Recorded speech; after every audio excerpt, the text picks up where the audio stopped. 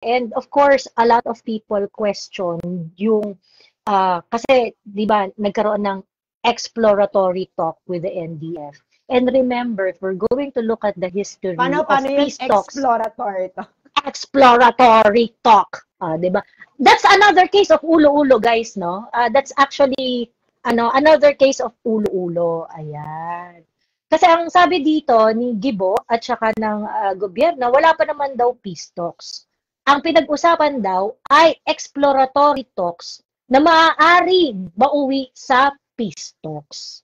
Yun daw yun. Okay? So, I call it BS. So, no matter how they call it, okay, Bakla, parang panahon pa ata tayo nag-exploratory talk. Correct. Panahon pa ni Cory, nag-exploratory talk. Anong petsa na, girl? Nagkapuki na ako lahat-lahat. Yan pa rin ang koda. At umaasa pa rin ang mga Hindot na it's gonna work. I mean, eto nga, this is another case of ulo-ulo lang, Yung nakita na natin in the past that peace talks, exploratory talks, katok, whatever, na ginagawa nila with NDF, CPP, NPA, NDF, or with NDF. After that, laging nagkakaroon ng violence. 'Di ba? So ngayon, syempre, yung mga tao, hindi nila hindi mahirap na mag-speculate na konektado ba to? Ano ba to? Bakit ba ganito to? Ganyan. Kasi nga, history would show us that whenever there is a peace talk, yung ginagamit yun ng CPP, NPA, NDF to consolidate and to attack. Ilang beses na nangyari yan? Ba't hindi tayo natututo? Diba? So anyway, that's a question. Of course, yan yung isa sa mga bumabagabag sa ating mga mamamayan ngayong mga oras na to. Hindi, kasi ganito, I think dapat tingnan nila yung progression. Kasi Duterte was already the final straw. Okay? Mm-hmm. Na hindi talaga magiging effective. Kasi nga, ang napaka-generous nung ginawa ni Duterte, Okay, pauupuin ko kayo sa gobyerno. Correct. Bakla! Reserved several cabinet position na mariing pinaglalaban ng makakaliwa for the longest time. Labor, social welfare, environment, agrarian reform, 'di ba? These are yun yung core ng nila pinaglalaban nila 'di ba? At hindi lang sila cabinet level meron din silang appointment ng sub-cabinet level, undersecretary, assistant secretary, director levels. Marami talaga. At wala pa can you imagine, wala pang peace talks noon Ang gusto lang ni Duterte, lay down your arms. Kasi binigay ko na yung akin Kayo naman. Ayaw. Gera tayo. So, natuloy yung gera. So, bakit ka ngayon makikipag-peace talks? Yung military nagtatagumpay na. Correct. Nagigets mo? The only talks that should be conducted between the Communist Party of the Philippines and their private army. Private army. Yes, the private army is when are you going to surrender? Wala na, girl. Girl, ka na Kagaya nga. Tagumpay ka na So, bakit wala nang, kasi the peace talks, alam mo, yung peace talks, ginagawa yan kung kung stalemate. Nagigets niyo? Pakinggan nyo to mga friends, Kung stalemate tayo, makikipag-peace talk ako sa'yo. Pero kung hindi tayo stalemate, bakla, ikaw ang talo. Mag-surrender ka. Surrender. Dapat ang talks ay surrender talk. Alam mo yon? Ano man tawag dyan? May exact term dyan di ba? Surrender, tama, surrender. Mag-surrender ka.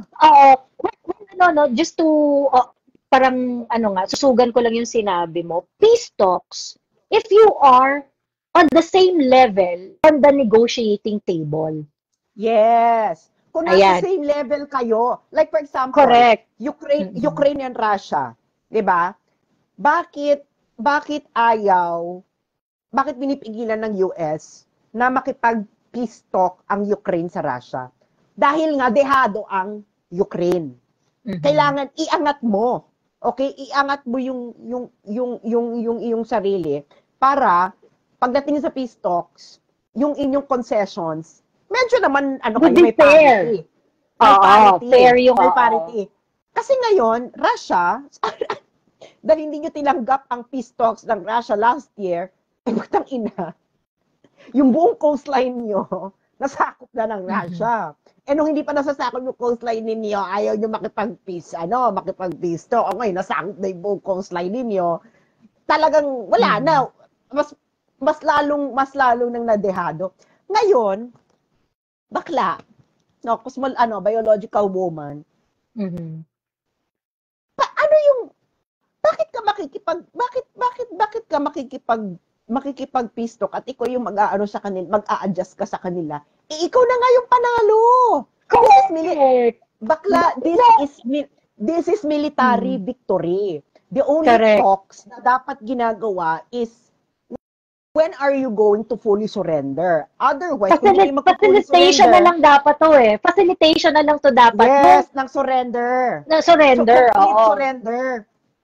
Diba? Na parang, bakit anong mga reforms na sinasabi ninyong ganyan-ganyan condition? Di ba syempre yun ang conditions ng Communist Party of the Philippines eh. Socio-economic reforms at chuchu. Mga bakla. May nota pa ako, yan na ang sinasabi nila, no? And that was like a long time ago na. Terms, tama si Ron. Ang pinag-usapan, terms of surrender. Terms of surrender. Wala yung ganitong piso. Ang mga yung mga militar na nanonood sa akin ngayon, tama ba ako o mali? Makikipag-peace talks ka lang kung stalemate. Hindi nga stalemate. May the military victory of the AFP is already there. Correct. Ang problem at talagang sobrang nakakasulasok dito sa istoryang to is we work so hard to get where we at when it comes to local insurgency. Pagkatapos, this government lifted the CPP, NPA, NDF in such stature na as if parang, sa mata? May military, di ba, may military victory kayo? Talo kayo Sa mata, gumagapang na kayo sa lupa. Di ba? Talo kayo Bakit? Surrender. Terms of surrender. Yun lang ang choices, mga friends. No? Wala ditong usapin ng peace talks. Ang usapin dito is okay, ipa-facilitate namin ang terms of surrender ninyong lahat. Terms of disarmament, yun. Bakit? Dapat ang gobyerno na ngayon ang nagdidikta ng terms. Kasi nga may military victory. Putang ina, may military victory. Kabibigyan mo sila ng pagkakataon na i-determine ang terms? No! Sayang! Girl, ito, yung mga military na nakikinig sa amin, no, na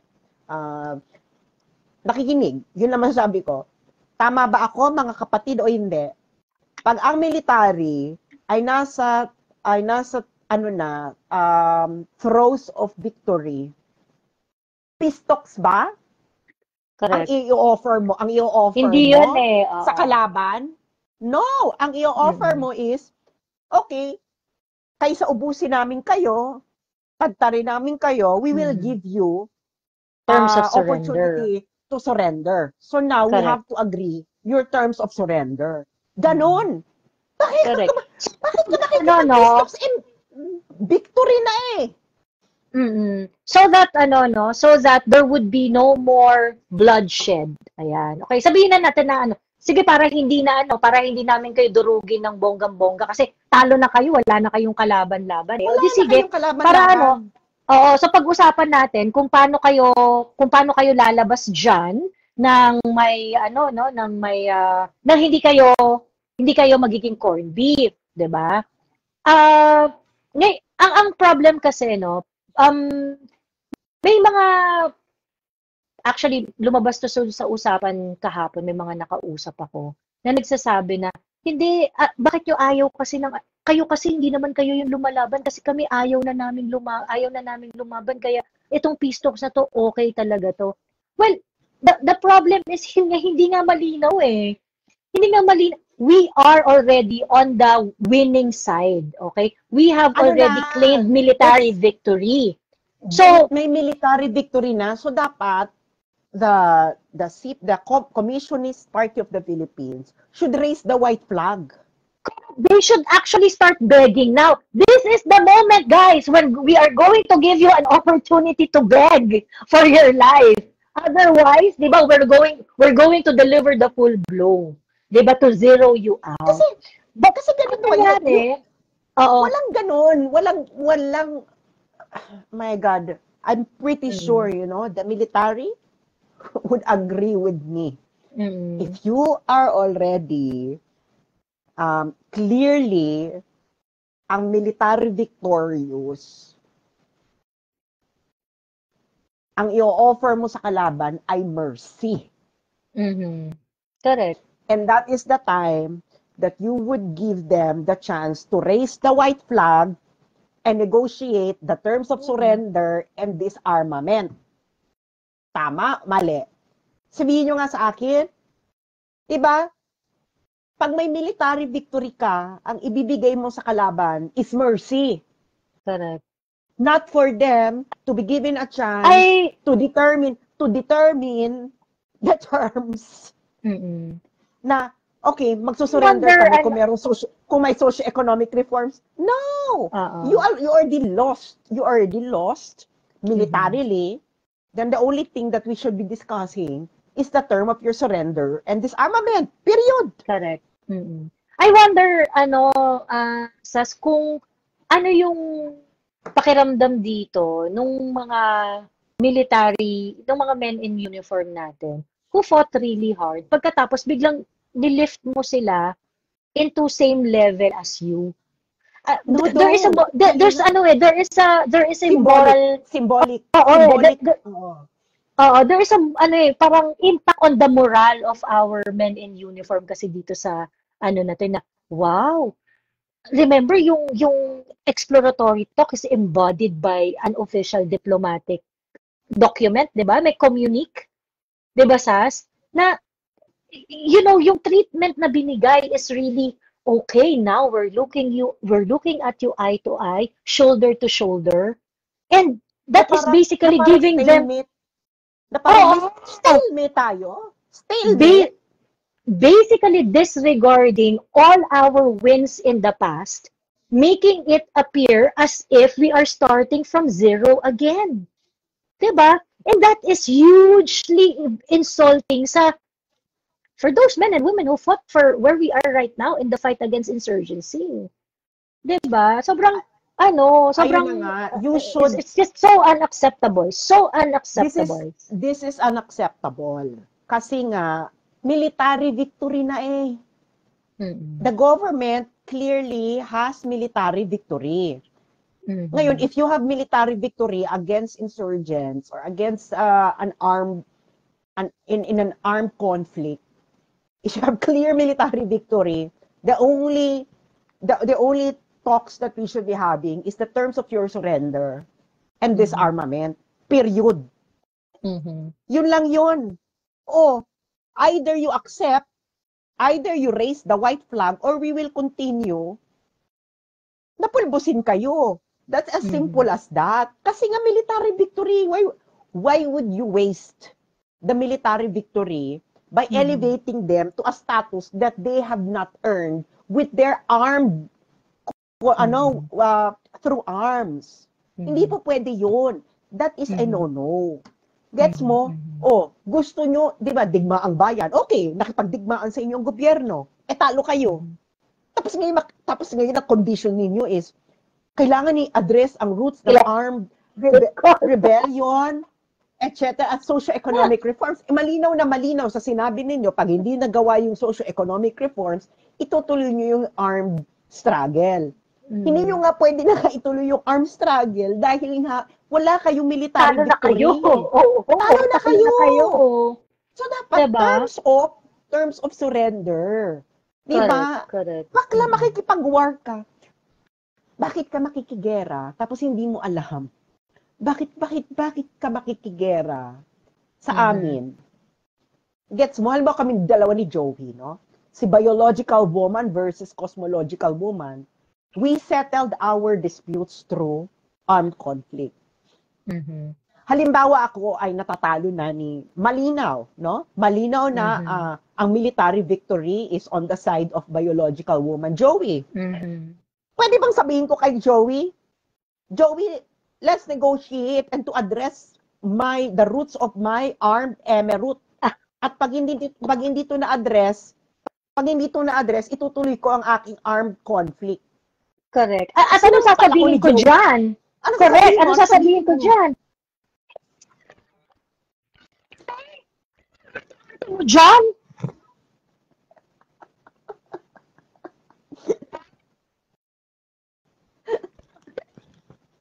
Bakit ko papayag na meron kaming dispute at clearly natatalo ko na ang cosmological woman of the universe sa aming battle? Ba't ako papayag na sasabihin na, sasabihin ni Isa sa akin na ni cosmological woman na, Joey, ayawan na, mag-negotiate na lang tayo, peace talks. Why? Why should I agree if I am already winning? Hindi nga, they're not raising the white flag. Nagigets nyo ba? The Communist Party of the Philippines and the armed, they are not raising the white flag. Even though, na this is already the opportunity for them to raise the white flag kasi nga malinaw na the military victory belongs to the government, to the Republic of the Philippines. So ba't hindi ka pa mag-raise ng white flag? Bakla, raising the white flag is wala ito sa condition. You raise the white flag because talo ka na militarily. You have no choice. You have no option. Bakit hindi mo ipagpapat? Can you imagine, February this year, ang utos ng presidente, according to Browner, is finish them off. Because that is the logical thing to do. Kasi nga, patapos na eh. Ayaw nyo mag-raise ng white flag, o di pupulbusin na lang kita. Ganun ang rules of war. No? Hanggang hindi ka nag-raise ng white flag, pupulmusin kita kahit dalawa na lang kayo dyan. Ngayon, kung mag-raise ka ng white flag, yeah, sure, I will honor that because you have to honor that. No? If someone raises the white flag, you have to honor that. And then, bibigyan mo siya ng opportunity to surrender and then disarm. Pero ngayon, mga bakla, bakit ka pakikipag-usap sa kanila na to address the roots of the armed struggle, babalik ka na naman uli dun sa panahon ni Cory. No? Tapos ngayon sa zero ulit. Anong problema mo? Bakit gusto mo mag-start sa zero? The AFP, the Armed Forces of the Philippines, whether I agree with them or not, already has a clear military victory. Ngayon, kung ikaw ang kalaban ng Armed Forces of the Philippines, the rational thing to do is to raise the white flag, surrender your arms, and then, ang ini-negotiate mo na lang is whether you will have amnesty or not. Nagigets niyo mo? Kasi daw, cosmological woman, nung sinabi raw kasi ni PBBM na finish them off, ang intindi pala nila, finish off the wins. Balik tayo sa zero, burahin yung mga wins. Sa zero tayo. Yung pala yung finish off. Yung mga wins natin in the past, babaliwalain. Tapos back to zero tayo. 0-0. Ayan. Wala na nga point. Yung sinasabi nilang i-address natin ng socio-economic reforms, those cannot be addressed by a peace talk. It should be addressed through the constitutional processes of how to achieve reform in society. And that is through Congress. Nandiyan na nga, 'di ba, ang inyong mga legal representatives. Fronts. Huwag niyo ako sasabihin na hindi kayo legal front dahil si Joma Sison ang nagsabi. At alam ko na legal fronts kayo dahil yan ang sinasabi sa akin ng mga tao ninyo sa Netherlands when I lived for 12 years. So ngayon, ayan na, nandiyan na kayo. Diyos ko, ilang dekada na kayo nandiyan sa Kongreso para i-achieve ang socio-economic reforms using the constitutional processes. Why do you need the peace talks for that? You are already there. You are already allowed to pursue socio-economic reforms. So, what is the motivation, Sas? What is the motivation of for all of this? I mean, we understand that it doesn't make sense, but what's the motivation? I don't know. Diyos ko, Day, tinatanong mo pa, Diyos ko, Day, ed kayo pa ako tinatanong kung ano mga motivation ng mga bagay-bagay. Kalimbawa, ako, di ba anti-ed ka ako? Would you accept me, doing an armed rebellion dahil gusto ko i-pursue yung gusto ko? No, I just use Facebook to propagate, my principles in life. Diba? Nakikipag-peace talks ba kayo sa akin? Hindi naman kayo nakikipag-peace talks sa akin. Gusto nyo nga akong burahin sa mundo. Eto, Day, you are in an armed conflict. Ikaw na ang panalo. Tapos, ang gusto mong pag-usapan doon sa kalaban mo is how to address our grievance. Puta, tapos na. We are way past addressing your grievance. Besides, you already been given a chance to use the different processes of the government for your grievances. Tumatakbo kayo sa Kongreso, nakaupo kayo sa Kongreso, pinaupo kayo sa Executive Department, ayaw nyo pa rin magbago. So, hindi po pwede yun. So, military victory is there. Tapos na eh. Hindi naman daw peace talks, exploratory talks lang. Hindi naman daw ipapasok yung yung katawan, ulo-ulo lang. Oo, ulo-ulo lang naman daw. Kayo naman daw. Ulo-ulo lang. Ayan na naman. Ulo-ulo lang. Ulo-ulo lang. Oh. Diba, hindi naman yan peace talks eh. Diba? Kita man, ito nakakaloka ha. Sa China, ayaw nilang makipag-talks kasi dahil walang dahilan para makipag-usap. So, gera na lang. Sa away. So, pero ito sa CP, pero dito sa Communist Party of the Philippines, na meron kang clear military victory.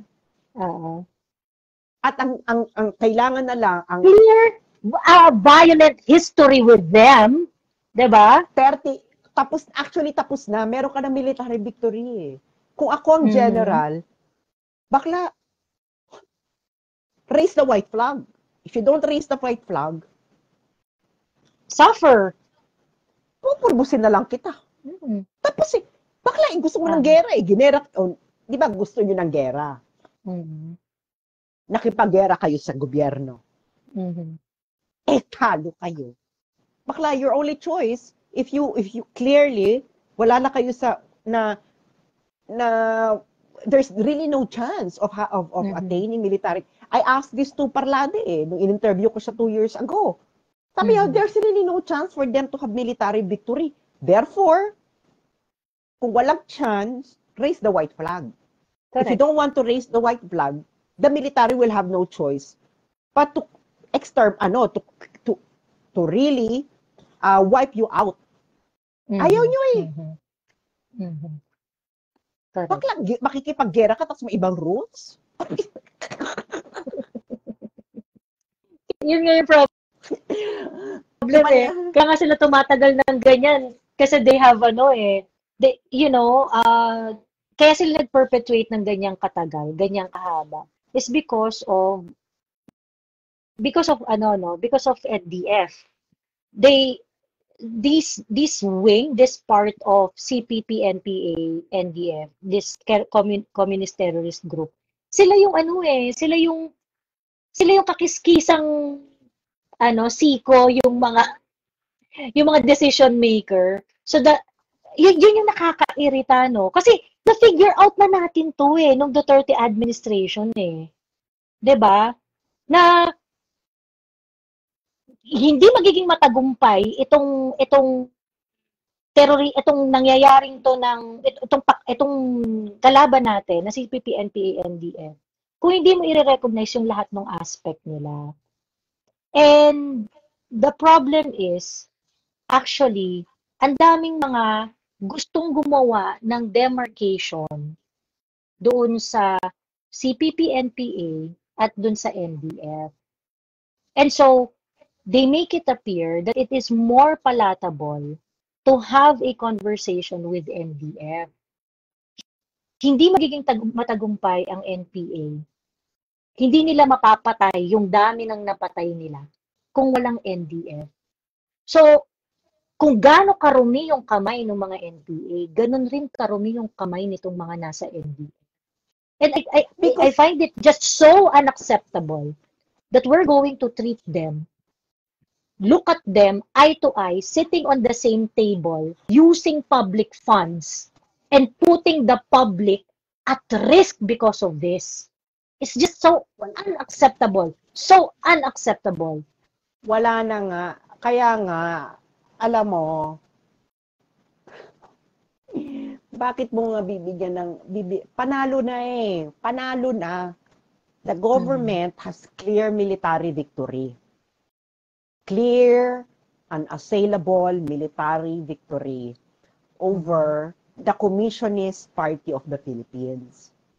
Eh, tama. I challenge anyone na nasa military, retired or not. Okay? Pag ganyan ang situation, again, uulitin namin ni biological woman, the only thing that the enemy should do, options nila, is to negotiate terms of surrender and disarmament. Okay? Okay? Ngayon, kung ayaw nila, kung ayaw ng Communist Party of the Philippines to negotiate the terms of surrender and disarmament, tuloy ang laban. Okay? Hindi na tayo babalik dun sa address, the roots of the armed struggle. Hindi po yan ina-address sa hindi yan ina-address sa peace talks. You go to the Congress and then pass laws for socio-economic reforms. Eh mga bakla kayo ng taon, kailan pa kayo nandyan sa Kongreso? Nagkapukinakot lahat-lahat. Hindi naman umuusan yung mga yung mga reforms na gusto ni yung mga reforms ninyo ay hindi niyo naman na-persuade ang Kongreso. Hindi niyo naman na-persuade ang mga tao. Hindi yan kasalanan ng gobyerno. Kasalanan niyo yan because your power of persuasion is not that believable. Eh bakit biglang because you failed to persuade people, bakit ang solution mo ay armed struggle? You failed, make any sense. You failed to build consensus. Diba? You failed. You are a failure. That is, you Correct. are a military failure. You are a military failure. You are a political failure. So bakit ngayon kayo ang magdidemand ng terms? Bakit ngayon biglang bida kayo ulit?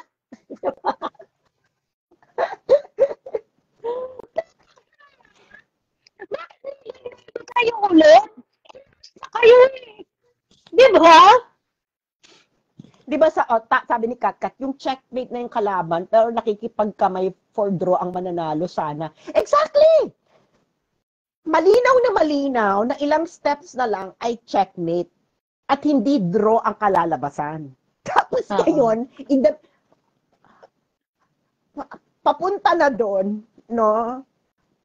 Papunta na doon, no? Lalabasan ka na. Tapos sasabihin ng kalaban, hindi dapat ulo-ulo lang. Ito yung sobrang nakakaano eh. Ito pa yung sobrang nakaka-insulto. Yung the Philippine government sent a contingent. Yung tayo pa yung pumunta sa kanila sa Netherlands. 'Di ba? Sa Norway yun. Sa Norway. Sa Norway ba? Sa Norway. Tayo pa yung pumunta. Tayo pa yung pumunta doon. Yung talagang full royal treatment. 'Di ba? Full royal treatment na, ay wow, talaga nagpadala pa tayo ng contingent. 'Di ba? Tapos doon pa tayo mag-uusap. Ay talagang full royal treatment, ha?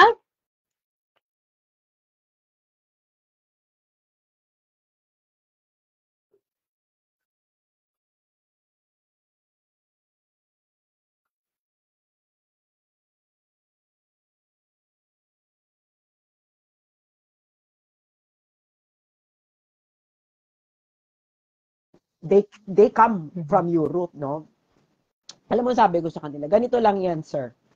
Merong directive ang UN Security Council against terrorist financing. And, of course, using your territory as a launchpad for terrorist attack against another country. So, malinaw naman that the command center of the CPP-NPA is in the Netherlands. So, what you should do is to raise this issue in the UN Security Council to hold Netherlands accountable. Nagets nyo? Accountable. Kasi, why are you letting your territory be used as the command center of the CPP-NPA to launch a terrorist attack in the Philippines? As simple as that. At syempre, si General, ayoko ng pangalanan, hindi naman sa kanya yon, no? Of course, it's the DFA who should be doing that. Pero yun na nga, those are the only things that you should do. Okay? You have already a clear military victory, and then to cut off terrorist financing, raise this issue to the UN Security Council. Putang ina, hindi sinusunod ng Netherlands yung directive ninyo about this. Bakit hindi kayo? As simple as that. So ngayon, bakit ka ngayon makikipag-usap dito? At on what grounds? Wala ka. We are not on equal footing. You clearly lost the military battle. Correct. Ikaw dapat ang pumunta sa akin at sabihin mo na I want to surrender and disarm. Because clearly kayo ang panalo. Ayaw tanggapin ng Communist Party of the Philippines that they have already militarily lost. Even though the facts on the ground already indicates unassailably that the Communist Party of the Philippines lost the military battle. So why would you engage with them in the ideological front? Di ba binigyan na nga sila ng opportunity to engage, to actually engage yung ideology nila sa Kongreso? O hindi naman sila pinapakinggan ng Kongreso, hindi sila pinapakinggan ng taong bayan. That's why hindi umuusad. Nawalan pa ng, hindi pa naiboto yung iba. That's a clear indication that they have lost all fronts. Political, military. Why are you engaging with them in a political level as if na stalemate kayo? Hindi kayo stalemate. And, this is the kind of decision-making that a politician na may yellow, may yellow mindset would do. Alam natin yung yellow di ba? Alam natin yung yellow politics And what is so sad about this is, yung ganitong klaseng decision-making, Pinoy time to yung mga ganito. Yun. Diba? This is so yellow. This kind of decision-making, this kind of policy-making is yellow politics. Ito nangyayari ngayon. We did not sign up for this, Mr. President. Bakit ito nangyayari ngayon? And then sasabihin nyo sa amin na, hindi naman to peace talks, exploratory to. Ilang beses Alam mo, the only thing that you should explore with the Communist Party of the Philippines is their terms of surrender and disarmament, period. Correct. Wala na yung address the roots of the armed struggle, emirate, bakla. Bakit i-address yan sa peace talks? Bakla, nandyan kayo sa Kongreso, dyan nyo i-address. Dyan nyo i-address yung mga socio-economic reforms. True. Kasi girl, you know what? Yung mga socio-economic reforms, hindi naman niya matutugunan ng peace talks They need to be approved by Congress. So bakit you go to Congress directly. Dito tayo, executive department, ang laban natin dito ay hindi ideological. If you would like ideological battle, doon kayo sa Kongreso. Ang laban natin dito doon. Ang natin dito is military. And clearly, the government has military victory over you. So, ba't hindi ka pa mag-raise ng white flag? Diba, surrender. Either you surrender or not. Walang peace talks. Surrender. Ano bang tawag dyan? Disarmament talk. Yan dapat. Disarmament. 'Di ba? Just me. Well, nakakaano talaga, nakakadismaya. So, ano no, yung ano kasi, yung parang yung tayo yung nagpadala pa ng team. Meron tayong, 'di ba si Anton Lagdameo, nag-meet sila May sa pera Norway kasi or something yan. like that. May pera Oo. kasi yan. Joey, ganito kasi yan. Mm. The Norwegian government actually gives money for this. Mhm. Nagigets mo? May pera kasi yan Oo. eh. May budget. Mhm. So that's why they took advantage of it and they staged Yeah, this because ano. yes, it's Norway that's Mm. providing the funding for that. Tapos na nga. Mhm. Mhm. Mhm. Ayun nga. Oh, ayan mo. In doing so, binigyan na natin sila ng parang ano, no? Binigyan natin sila ng second win. Actually, mas worse pa nga siya sa second wind eh. Kasi parang, yung ano, yung linta na lang yan eh. Malapit ng, ano na lang, alikabok na lang yan, pupunasan mo na lang yan, tapos ginawa mo na namang tao. Kita mo, Ginawa sabi mo niya, na namang ano. ano to? Ano yung sa communique, babasahin ko ah. The parties agree to a principled and peaceful resolution of the armed conflict. Bakla, anong peaceful? The only peaceful resolution of the armed conflict is for you to Is surrender to because you lost. surrender. Correct. Mm-mm. Because you lost. Mm-mm. Ano ba naman yan? Wala nang iba. This is simple military ano, no? Oo. Bakla, gusto mo ng armed conflict, then you have to follow the the norms of armed conflict. If you Aha. are already losing, you surrender. 'Di ba? Correct. Bakla sa war, it is the winning party that dictates the terms. The terms. Oo. Bakit ikaw magdi-dictate ng terms? Saan ka nakakita niyan? Bakit parang takot na mag-dictate ng terms ang BBM administration? 'Di ba? Diba? Sige nga, yung kung may makapanood nito na general or retired general, 'di ba? Tama ako mga sir. Sa war, Mm. 'di ba? In a military conflict, the one that is on the throes of the military victory is the one that should dictate the terms. 'Di ba? Kaya nga may sinabi na ano eh, history is written by the victors. You know? Mhm. Bakit kita bibigyan ng chance? Binigyan na nga kita ng, 'di ba nga, ang gusto mo nga, 'di ba? Military conflict. Kasi, sa tingin mo, yung mga hinaing mo ay hindi madadaan sa Kongreso. Tama? 'Di ba? Tama? Mm. Oh, ngayon, pinagbigyan kita. Gusto mo ng armed conflict. O, nag-armed conflict tayo. Talo Talo ka. ka. Uy, bakit ka magdidictate ng term? Sa anong, on what grounds? Ground. Kasi ngayon nga daw yung pangako, sama-sama tayong babangon muli. Sila yung kausap nun, Bex. Hindi tayo. Diba? No, sinabi daw kasi, no? sama-sama tayong babangon muli. Sila yung kausap. Again, this is very, very simple, no? You have to be rational about this. Whether or not I agree with kung anong pinaglalaban ng CPP and PA, the fact is very clear. You lost militarily.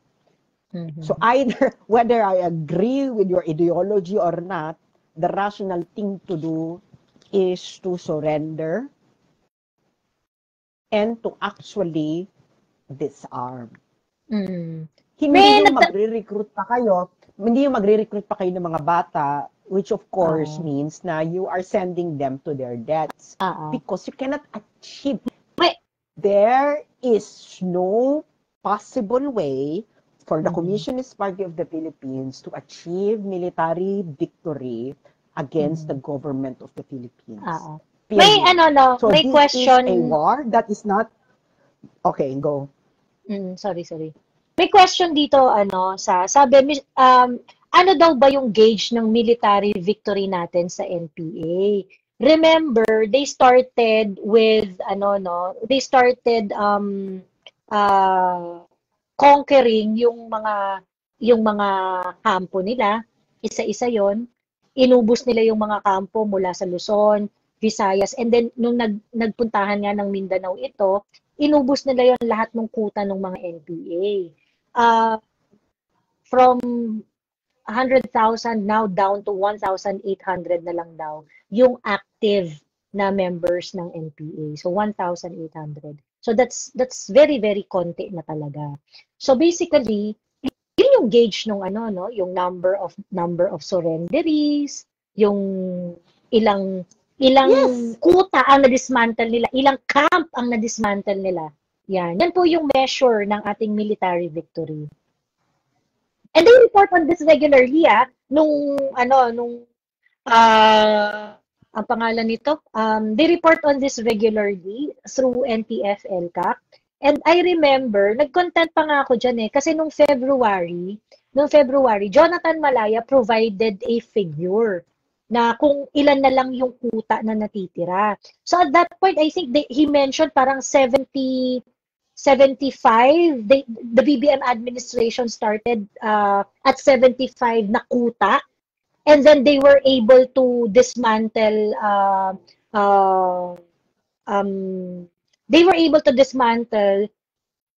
yung mga kutang ito, at ang natira na lang na active, ang sinasabi nila at that point February was around 19 or 20. Ganun na lang. Pagkatapos 1,800 daw na active member ng NPA na nasa kuta at saka yung mga urban operatives, yung mga wala sa kuta, ganyan. So basically, yun yung yun yung mini-measure natin doon. Yun yung sinasabi nila at that time 'di ba? Hindi nga, kasi nga, at isa pang di malinaw, is kung yung kinakausap man ng gobyerno dun sa Norway, still has command power sa NPA on the ground. Mm-hmm. Nagets niyo, you have to establish that first. Actually, they don't. Wala na. Ano na lang sila, symbolic eme. Kasi nga, di ba, you cannot have your cake and eat it too. Sinasabi ng mga nasa Netherlands, wala silang command, parang hindi sila yung nag-order ng mga attacks. Di ba, may mga ganyan, di ba? Yun nga, kaya nga sila nandun kasi sinasabi, hindi naman daw yan, wala naman daw proof na sila yung nag-aano ng attack. So, ibig sabihin, wala ka ng command. You're not in command of the NPA on the ground. Bakit ikaw nakikipag-pisto? Correct. Sas, mention ko lang in April 26, 2023, Jonathan Malaya of National Security Council, spokesperson of the National Security Council, he said that CPP-NPA is in its dying stage now. Based on the latest data that we have, sabi ni Jonathan Malaya, 89 guerrilla fronts of the CPP-NPA, 67 has been dismantled. There are currently 22 guerrilla fronts nationwide left, including 18 that we have been severely weakened by the intensified operations of the Armed Forces of the Philippines. So, 22 na lang daw yung naiwan na active. Yung 22 na yun, 18 doon, sobrang hina na daw. So, ibig sabihin, meron ko na lang 4 talaga na malakas. Na meron pang kasi 18 doon, sabi nila, mahina na Yun na lang yung natitira. And so, we only have 4 active guerrilla fronts in the country. Ayan, the military considers that we are at a strategic victory level. So this is, they have announced it also, ha? Hindi tactical, ha? Strategic victory na to. Strategic victory level. And hopefully, in the next 2 years, we will have a total victory against CPP-NPA. Wala na nga. Kaya nga, na to. Actually, ikukumpara mo, meron ba mga military surrendering to the NPA? That's the number 1 gauge. None. True. Wala na. Yun. Saka wala naman kayong pag-uusapan Ano pag-uusapan nyo? That you will keep your territory? Ulul. Wala. Hindi kayo kapareho ng Bangsamoro people, no? The Bangsamoro people's struggle is rooted from the time bago tayo ma-colonize, that they were independent, etc., etc. So, malinaw yon, no? Malinaw yung pinaglalaban nila. Ito, this is purely ideological. They would like to take over the country. Sure, fine. You launch your digmaang bayan. The problem is, talo kayo eh. Alam mo yun? Nag-gets nyo ba? Arte nyo dyan, di ba? Ano ba? Like for example, sa China, China had a civil war. Mao versus Chiang Kai-shek. Mao won. Kaya nga si Chiang Kai-shek napunta doon sa Taiwan eh. 'Di ba napunta sila doon sa Taiwan. They left mainland China and went to Taiwan. Because Taiwan Island. Because talo nga sila. Nakakaloka. Anong gagawin nyo ngayon? Talo nga kayo. So what happened? 'Di ba? The world recognized that the government is the government by the Communist Party of China. So kayo, binigyan kayo ng history to do that. You are the longest armed communist insurgency in the world. Bakla. Ilang years na ba yan? Ilang years na ba kayo with longest armed communist insurgency?